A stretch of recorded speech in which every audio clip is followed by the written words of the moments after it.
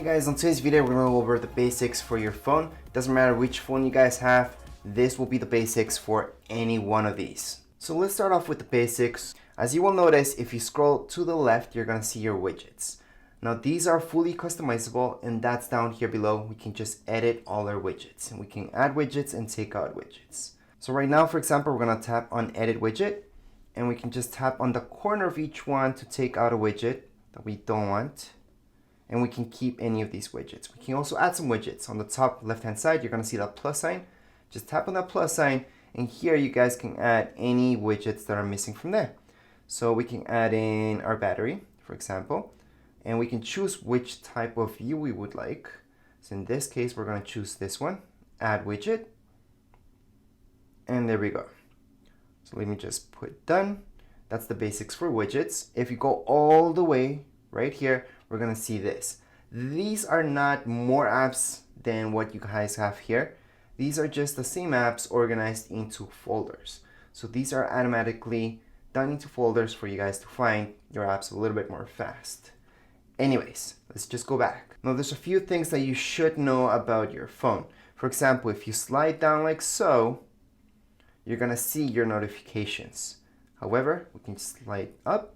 But if you do the exact same thing from the center of your phone downwards, you're gonna see this, search. From here, you guys can search anything you would like. So just type in anything, and it's gonna find something related to it.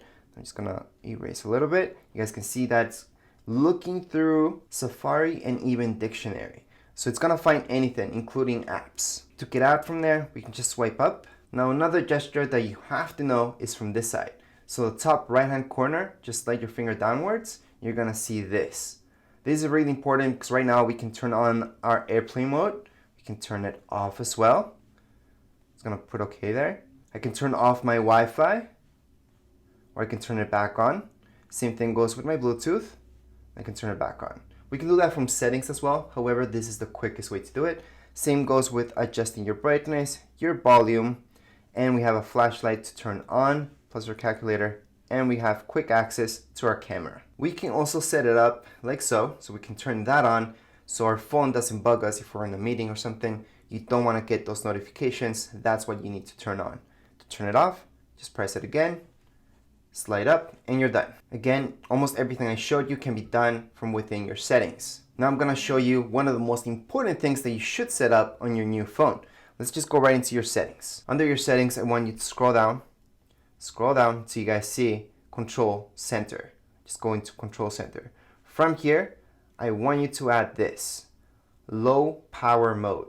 We're just gonna click on the add button, and that's gonna be added here. Anything that we don't want here, we can take it out. I'm gonna show you what that is. So let me just minimize this for now. Keep in mind, I did say minimize, we didn't fully close it. On the top right-hand corner, we're gonna slide down. Right now, we see this. I just added this, so I can turn on my low power mode on, and there we go. So if you're running out of battery, or you know you're gonna have a long day, you won't be able to charge your phone, you want that low power mode to be on the whole time. That's very important because it does help out with your battery big time. Anytime that you don't care about it, just turn it off. That's how you can turn it off right here on your phone. So we're gonna slide up, and I want to show you the long way of doing that. So right now we added that shortcut so we can just go power on, power off for our low battery mode. And we can do that from our settings as well. So let me just go back into our settings. And right here, if we scroll down just a little bit, you have to look for your battery. Here's our battery. I can turn on my low power mode just by doing that, or turn it off. However, that's the long way, and that's why I showed you guys how to put that into your settings so you don't have that problem. Now once again, to turn on the flashlight of any phone for that matter, all we have to do is just tap up here, scroll down, and we're gonna see our flashlight where we can turn it on. So I just turned it on, so my flash is always working. I'm gonna turn it off and on, off and on. And that's how it works, and that's for any iPhone out there. Now to make phone calls or anything like that, you would go right here, and here we can put in any phone number, or we can go right into our contacts, which I have none at the moment. We can go into recents and favorites, or we can just go right here, putting any phone number and just call. For now, I'm just gonna get out of this. I'm gonna swipe up, and that's how you guys can minimize any app on your phone. That's not fully closing it, that's just minimizing apps. Again, I'm gonna open up iMessage. So this isn't just iMessage, this is also messages. And why is that? Well, text messages will be here in iMessage. There's a big difference between iMessage and text message. iMessage will be blue, text message will be green. A text message will be between you, an iPhone user. You guys can only do text messages between each other, but not use iMessage because iMessage is not for Android. iMessage is using your Wi-Fi network, or it can be using your data. However, your text message does not. So again, to type in any message on the top right-hand corner, you're gonna see this symbol. Just type right there. Just put in who you want to send this message to. Just look for that name in your contacts. It can be anyone. And then just type in your message. So start typing that in and send it away. Depending who it is, it's gonna send it automatically as an iMessage or as a text message. For now, I'm just gonna close this, and that's about it for messages. Another very important gesture in order to close apps fully that we have to learn is going like this. So if you just go up with your finger, again, I'm gonna do that. Go slowly up until you see all this. So right now I can view all my apps right here on my phone, and I can fully close them or open them up. So if I wanted to open one up, I can select this one and open it up. I can just minimize it, or I can go slowly again until they pop up, and I can scroll through all my apps. So that's how you guys can scroll through all the apps that are open at this point in time. And to fully close them, what we have to do to close an app is just go like so. Swipe up, swipe up, swipe up, swipe up, swipe up, swipe up. They're all closed. So if at this point, if I go like this, I'm not gonna see anything because nothing's open. So that's another tip.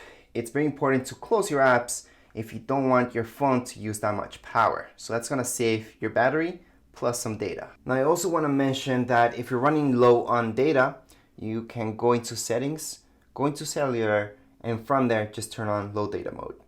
That's something else that you can turn on. From here, you guys can also turn on do not disturb, which is good if you're in a meeting, or we can do it from here, which I mentioned before. And basically any settings that you would like to customize are always from here.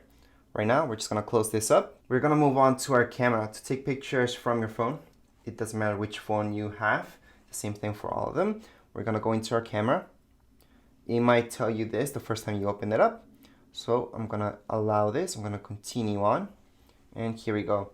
So to take a picture, I can just tap here. It took one picture.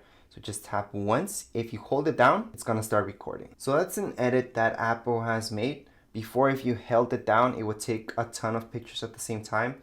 Now it starts actually recording a video if you hold down. However, we can just move on to video. So to take a video, we can just swipe and then press record, and we can start recording a video. Now that video is taken from the camera back here. If you want to record yourself with using the camera in the front of your phone, just tap here. So to take a selfie, record a video, or anything like that, let's just change it back to photos. We're gonna tap on the bottom right-hand corner, and right here we can see selfie. So we can take a selfie, like so. We can take video as well, so we can change it to video. Start recording a video. And that's recording with the camera in the front. Stop that video. To view any of these things or to go back to my previous camera, I can go like this, and now it's using my back camera. So right now I can view all my pictures in the Photos app, or I can tap on the left-hand side. I'm gonna see this square, just tap on it, and I can view the pictures that I just took. So I'm gonna open it up again. It's right here. I put got it. And those are the pictures or videos, and I can just play those videos at any time. On the top, you're gonna see play. They should play automatically without any sound. If you don't hear any sound, that means this is on. So that means it's playing without any sound. So don't worry about it. If you want to hear the sound of your video, just tap up here where it's muted, and we can go ahead and play it. And there we go. Now it's playing with the actual audio of the video. So that's something that is just adjusted to iPhones right now.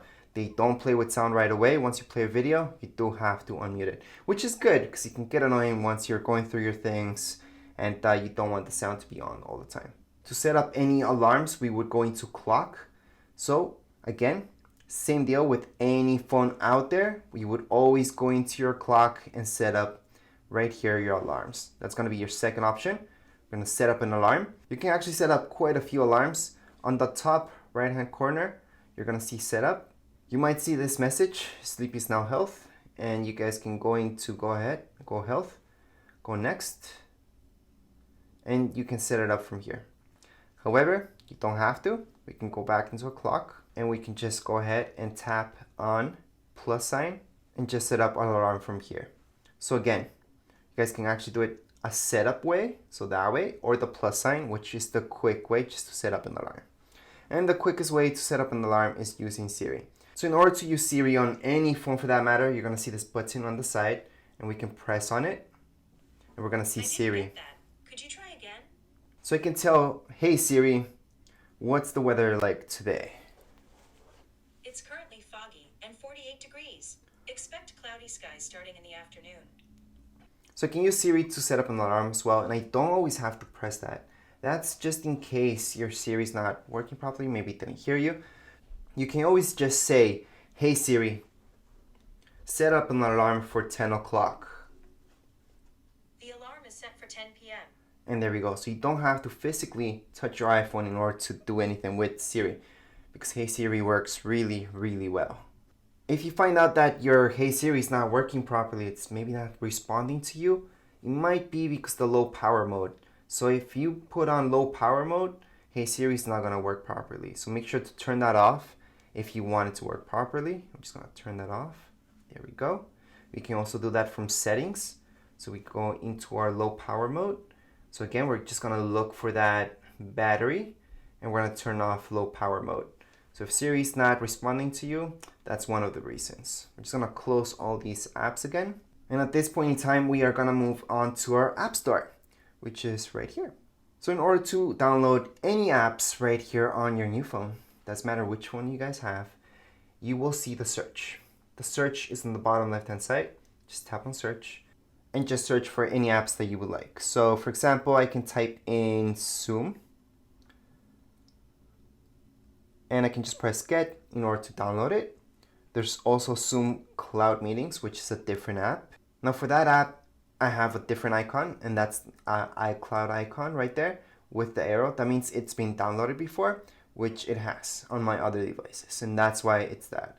If you guys haven't downloaded some apps from before, you would see get, and all you guys have to do is press get in order to download that. So right now, for example, I can just press get on PayPal, and then it's gonna start downloading PayPal. It might ask you to double click right here just to confirm, and you're all done. So right now it's downloading PayPal app. It depends which app you're downloading. It might take more time, less time. It all depends on your Wi-Fi speed or your data. Right now, once it's all downloaded, I'm gonna see open instead of get. So I can go ahead and open that up. I'm just gonna close it up for now because I don't need it. And that's how to download any apps on your phone. Now to search anything on the web, you're gonna see Safari. We can download Google Chrome from the App Store as well. But let's just go into Safari. And this is where you will type anything in. So I can type in up here, anything, type a search, it's gonna search, and then I can just open up the website. Just gonna close this off for now. And that's how you guys can search for anything right here on your phone using web browsers such as Safari. Moving on to our Mail app. Here's our Mail app. Right now we have to set it up, and this is the most important part. So you can set up as many accounts as you guys have. So you guys can set up Google, Yahoo, Outlook, anything and everything from here. This is from where you would look at your emails and search for anything. Of course, if you don't like the app itself, you can go always to Safari and just log into your email right here. So we can go to your Gmail, Hotmail, anything using Safari as well. Now, a lot of you are gonna use FaceTime all the time. So let's just tap on FaceTime. And in order to use this, you do need an Apple ID. So just type in your Apple ID, and that way you guys can make phone calls to anybody using FaceTime, which uses your data or your Wi-Fi. So I'm gonna close that up for now. So it doesn't matter what phone you guys have, it's the same way. Let's just go into right here. We're gonna see all our pictures that we just took, and we're gonna select a few of them. So on the top, we're gonna see select. Just tap select and select a few of them or all of them. And on the bottom, we're gonna see this trash bin. I'm gonna delete them. Now they're not fully deleted. as of now, we can go into albums, scroll down. You're gonna see recently deleted. You're gonna see your pictures right there. So we can go ahead and recover these pictures or fully delete them at this point. So in order to fully delete them, tap on whichever you would like to fully delete and tap on delete. Delete for items, and there we go. If for some mistake you guys erased any of your pictures from your phone, you want to get them back, we can always go down again to recently delete it. Okay, so again, that would be from your photos. As long as you go into albums, scroll down, recently deleted, you click on select, then select that picture, then can press recover. It's gonna move back into my library. So that was a video, for example. Same deal if it was a picture. If you want to fully delete them or recover them all, you can press recover, recover 3 pictures. So if you did that by mistake at any time, you can recover them. And right now they're back here. And again, I can just delete them and they're gonna move back to that folder if I wanted to do that. So it depends what you guys are doing this for. But that's how to recover or delete pictures on your phone. I'm just gonna close this up. Now to look up any documents that you may have downloaded, you guys can go right into your files. So let's just open up files. We're gonna type in any file that we're looking for and search. Obviously, if it doesn't find anything, there's nothing here. We can also go into browser, and we do have to sign into our iCloud in order to browse any documents that are online. But that's where all our files will be located in whichever phone you guys have. There's also a few other apps right here. So numbers would be like Excel, Pages would be like Microsoft Word, and Keynote would be like Microsoft PowerPoint. GarageBand is just to edit audio or make audio, and iMovie would be to edit video or make videos as well. Find My Phone, it's a pretty cool app because if you ever lose your phone, you guys can find it that way. And if you would like to know any family members where they are at all times, you guys can also do it from Find My Phone. But that's a bit more specific. I do have a separate video for that. Anyways, those are the bare basics when it comes down to any phone. So once again, it doesn't matter which phone you guys have. It's gonna be the exact same tutorial for any one of these. Anyways, if you guys have any comments, questions, you guys can write down here in the comments area. And don't forget to subscribe and rate. Thank you.